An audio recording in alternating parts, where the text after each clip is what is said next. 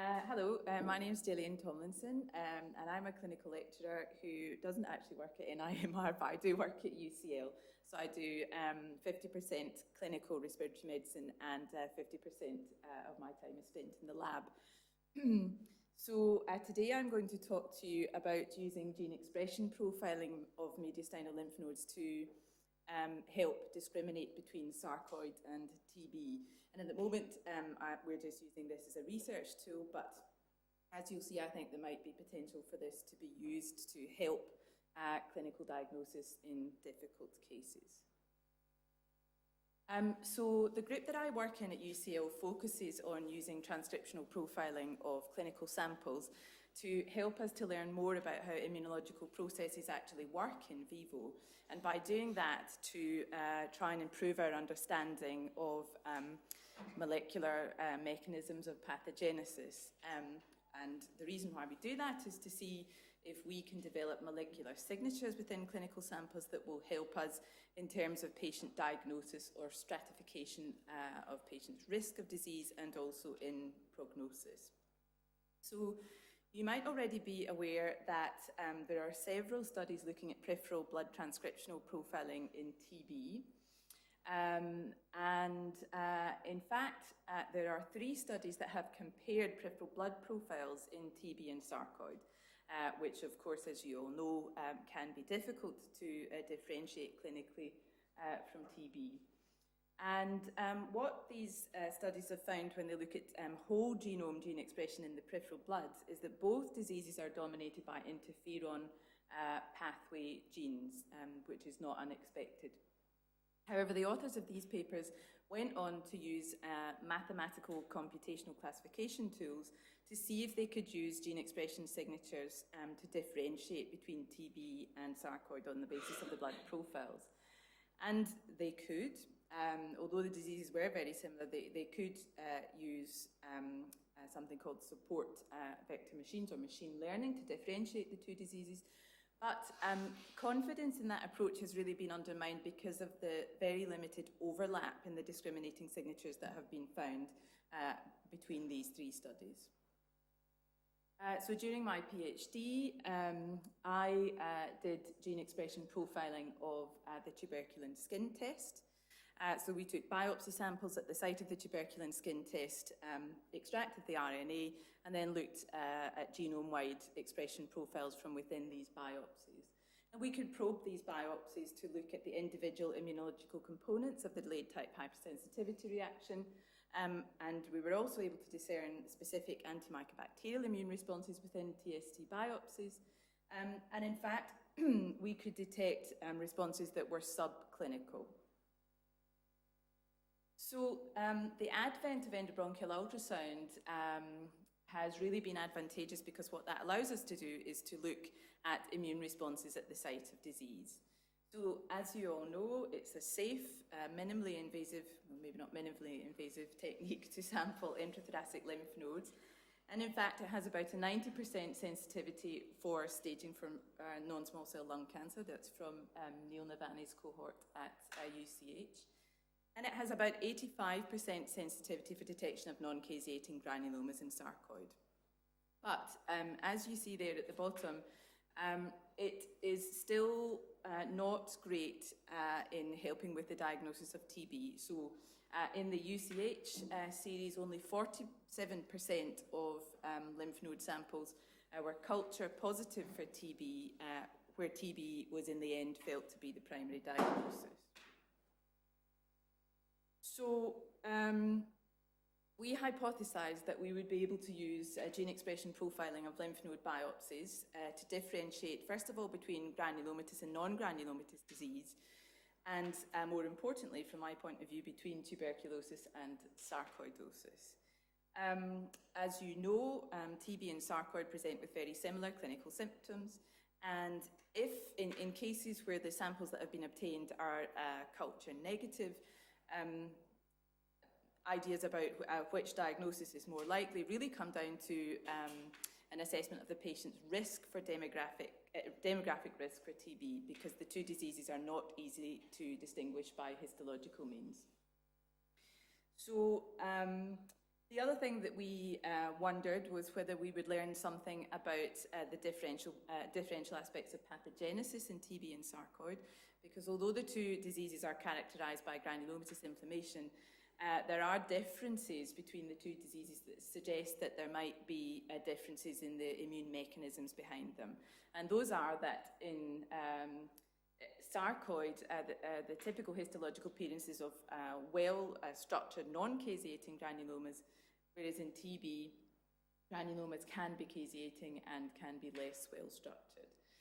The other thing to point out is that, as you know, patients with sarcoid can also exhibit peripheral anergy. So they might, for example, have a negative TST, and that's despite ongoing robust inflammatory responses at the site of disease.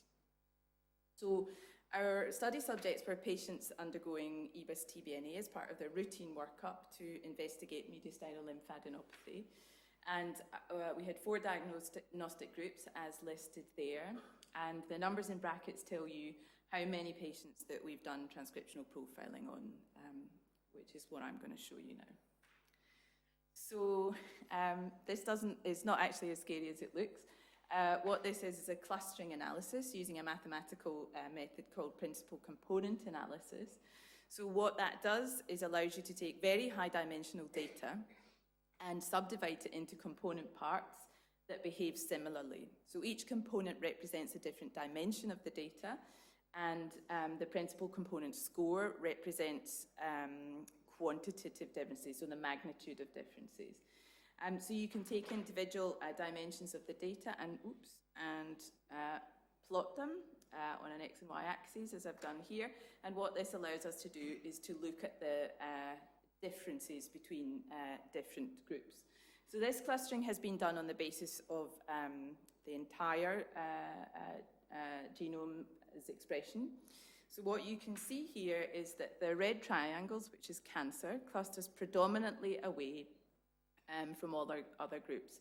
But the other 3 groups here are all intermixed. So that's not entirely unexpected. You might expect cancer cases to be most different to any other clinical group. So next, we said, well, what are the differences between gene expression in granulomatous lymph nodes and non-granulomatous lymph nodes? So this is a gene expression heat map, and here low expression, genes which are expressed at low level are coloured in blue, intermediate level in white, and red means high levels of gene expression.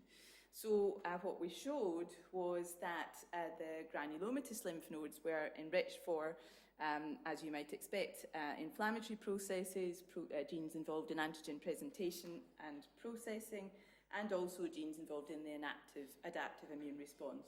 So all biological processes that are plausible for being involved in granuloma generation. So this gave us confidence that we were obtaining biologically sensible data from the lymph nodes. So if we repeat this clustering analysis, this time just using gene expression differences between granulomatous and non-granulomatous disease for all the cases, again, you can see that cancer looks more different than anything else. But you can also see here that the reactive lymph nodes are, with the eye of faith, beginning to separate from the TB and sarcoid cases, so the granulomatous cases. But even using this gene expression signature, we saw that the sarcoid and the TB cases were still intermixed. So this is another heat map, this time summarizing gene expression differences between TB and sarcoid. And I can't see anything on my screen now. I'll look at this.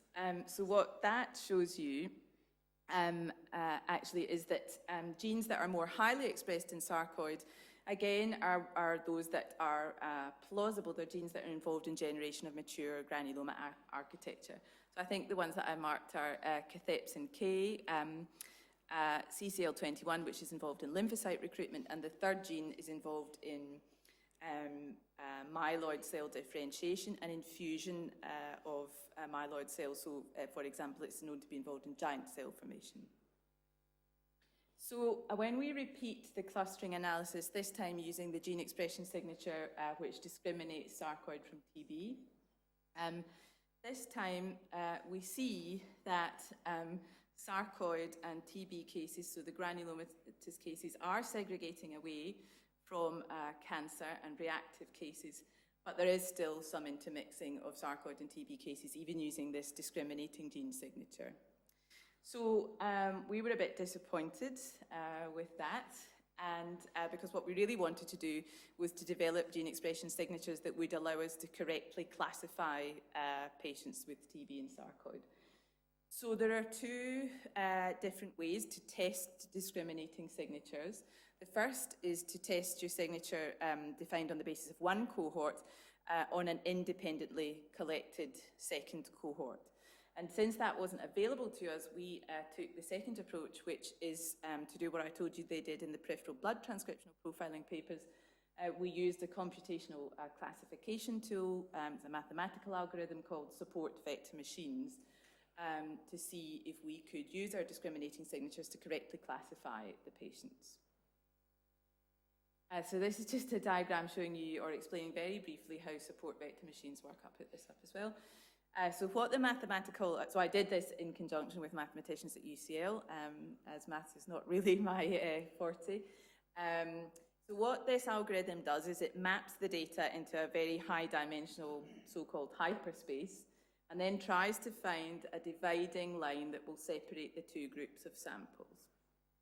And we also use this algorithm in conjunction with leave one out cross-validation.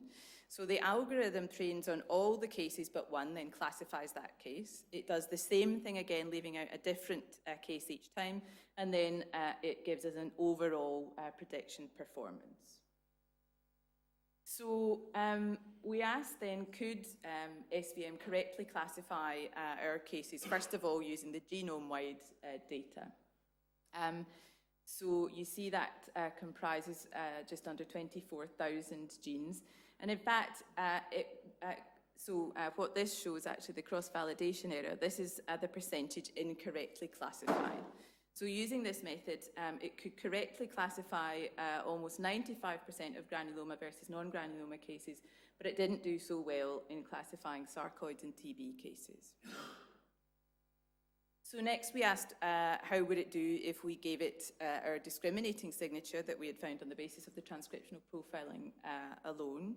And here in the number of genes columns, these are the total number of genes that were found to be significantly differentially expressed between the two groups. And these are ones that showed more than twofold difference in gene expression between the twofold groups. So using this approach, SVM did do pretty well again, being able to discriminate about 95% of granulomatous versus non-granulomatous cases, and about 93% of sarcoid cases versus TB. So finally, we asked whether our discriminating signature could be used to classify cases in an external cohort, and whether their gene expression signature could successfully classify our cases. So remember that this is a blood signature and ours is the lymph node signature. So you see there that our signature was not very effective at classifying their cases, and the same was true. Their signature was not able to classify our cases. So what does all this mean? Well, I think that transcriptional profiling of mediastinal lymph nodes on its own can't be used to differentiate between sarcoid and TB, but it does identify specific gene expression differences between the two diseases. We saw that granulomatous lymph node profiles were enriched for processes that were plausible for being involved in granuloma generation, and that higher levels of gene expression relating to development of mature granuloma architecture were seen in sarcoid rather than TB. So again, biologically plausible. Using the mathematical computational classification tool, we could use our discriminating signatures to correctly classify 93 to 95% of individuals with granulomatous disease and granulomatous or non-granulomatous disease and sarcoid or TB. So I think that does have the potential to be used clinically to aid diagnosis where cases are very difficult to differentiate. And we'd like to collect some more TB cases. They were actually, the numbers of TB cases that we had are not very high, despite from recruiting from the Homerton. I guess that's because TB is generally diagnosed by another method. And we'd also like to test our data against some of the other external cohorts. So I'd like to just thank all the people that collected samples for me, the mathematicians at UCL and my supervisory team at UCL, and I'd be happy to take any questions.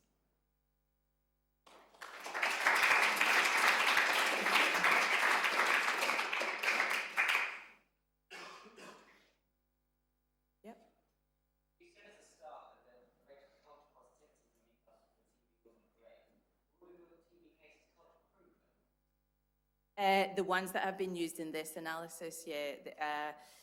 I think there are 9 out of 11 are TB culture proven, and the others had a very high, the other 2 had a very high demographic risk and were positive by PCR and also responded well to therapy. So that's who we've designated as the TB cases here, yeah.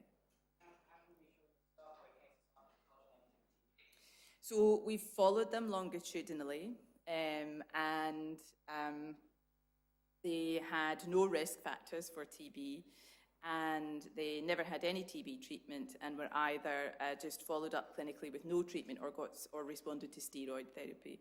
So we've followed them all for at least 6 months. So pretty sure that they're not, because I've deliberately tried to be careful about the classification of the cases for the purposes of training the machine learning algorithm.